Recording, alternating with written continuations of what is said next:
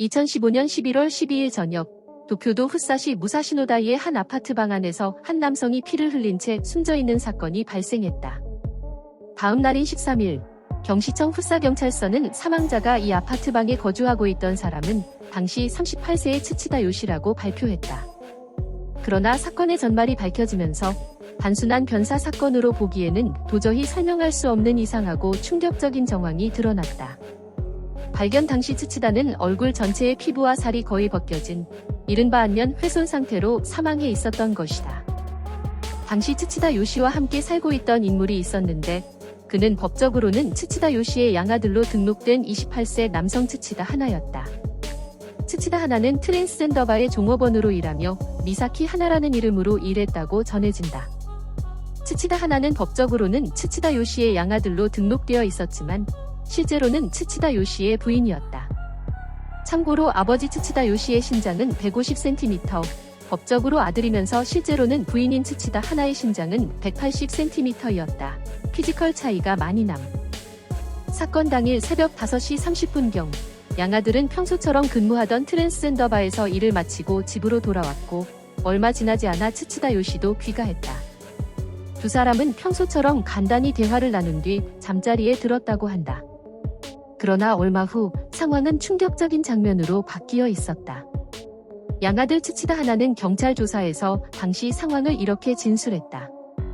아버지와 조금 이야기를 나눈 후 잠이 들었다가 깨어보니 아버지가 얼굴에 큰 상처를 입은 채 쓰러져 있었습니다.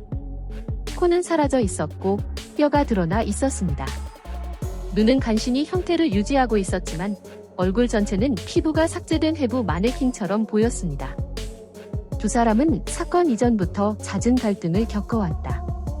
사건 2달 전에 양아들인 츠치다 하나는 경찰에 전화를 걸어 아버지에게 목을 졸렸다고 신고했다. 당시 출동한 경찰은 아버지를 현행범으로 체포했지만 이후 아들의 피해 신고가 철회되면서 아버지는 같은 달 21일에 풀려났다. 당시 양아들은 아버지와 계속 함께 살고 싶다는 의사를 밝혔고 결국 두 사람은 다시 동거를 이어갔다. 조사 과정에서 드러난 또 다른 사실은 두 사람의 특수한 관계였다. 츠치다 요시는 원래 여성으로 태어났지만 성전환 수술을 받은 트랜스젠더 남성이었다. 그는 이미 법적 성별 정정까지 마친 상태였기 때문에 호적상에서도 남성으로 등록되어 있었다. 반면 함께 살던 양아들로 불린 인물은 사실상 여성 파트너였다. 그는 남성으로 태어났지만 성별 전환을 진행 중인 트랜스젠더 여성으로 호르몬 치료를 받고 있었으나 일본의 까다로운 법적 절차 때문에 아직 성별 정정을 마치지 못한 상태였다. 두 사람은 서로를 배우자로 생각하고 있었지만 일본에서는 법적으로 동성 결혼이 인정되지 않았기 때문에 법적 부부가 될 수 없었다. 이에 일본에서 일부 성소수자 커플이 사용하는 방법처럼 두 사람은 법적으로 양부와 양자 관계를 맺어 사실혼에 가까운 관계를 유지하고 있었다. 이처럼 복잡하고 특이한 이 사건의 법적, 사회적 관계는 사건 이후 언론과 대중의 큰 관심을 불러일으켰다. 사건 직후 경찰은 시신을 대상으로 사법부검을 진행했지만 사인은 쉽게 규명되지 않았다. 수사관들은 얼굴을 제외한 신체 부위에는 눈에 띄는 외상이 없었고 절단된 얼굴의 피부나 코, 범행에 사용된 도구로 추정되는 칼도 발견되지 않았다. 방 안에도 피가 튀거나 기물이 파손된 흔적이 전혀 없었기 때문에 범인으로 지목할 만한 뚜렷한 단서는 확보되지 않았다고 설명했다. 이런 기이한 정황 때문에 여러 가지 추측이 쏟아졌다. 전문가들은 범인이 살해 후 증거를 없애려 했거나 피해자를 왜곡된 방식으로 독점하고 싶어 얼굴의 피부를 벗겨냈을 가능성이 있다며 심지어 식인 풍습처럼 피부 조직을 먹었을 가능성도 배제할 수 없다고 분석했다. 또 다른 분석에 따르면 범인이 피해자와 자신을 동일시하고 싶었거나 피해자의 본 모습을 확인하고 싶은 왜곡된 심리가 작용했을 수도 있다고 덧붙였다. 이 사건과 관련해 가장 의심과 주목을 받은 인물은 역시 동거 중이던 양아들 츠치다 하나였다. 그는 언론과의 인터뷰에서 다음과 같이 말했다.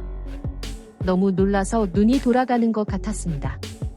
그 사람은 가방을 들고 있었고 한쪽 눈만 겨우 뜨고 있었습니다. 현장이 너무 충격적이어서 바로 119에 전화를 걸었습니다. 저는 무고합니다. 개구리 해부도 할 수 없는 사람인데 이런 일을 했을 리가 없습니다.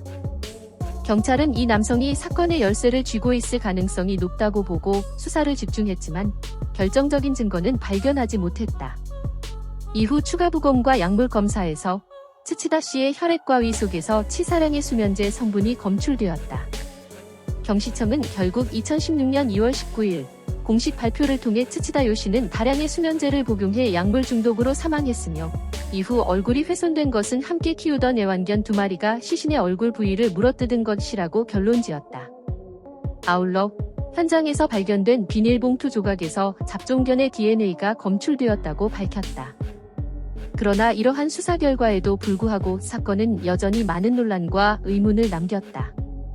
전문가들은 개가 단순히 시신을 훼손한 정도로는 얼굴 피부가 거의 완전히 도려내진 상황을 설명하기 어렵다고 지적했으며 일부 언론과 대중은 여전히 타살 가능성을 배제할 수 없다고 주장했다.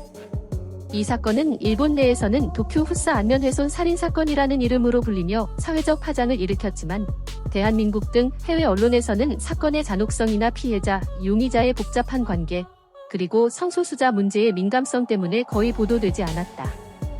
결국 이 사건은 극도의 잔혹함, 불가사의한 정황, 그리고 일본 사회의 성소수자 권리 문제가 교차한 일본 범죄사에서도 이례적인 미스터리로 남게 되었다.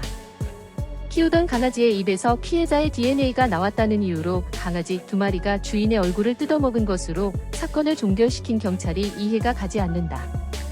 단순히 수면제 과다 복용으로 인한 약물 중독사로 결론짓고 주인의 얼굴을 뜯어먹은 개에게 포커스를 맞춘 것이 너무 아쉽다. 약물 중독사라고 하기에는 너무 이해가 가지 않는 정황과 증거가 많으며 타살에 대한 의심이 큰 사건이다. 누가 사체의 얼굴을 비닐로 감싸 놓았는지 생각해보면 타살이 확실한 것으로 보인다. 과연 사체의 얼굴을 비닐로 덮어 씌워 놓은 건 누구일까?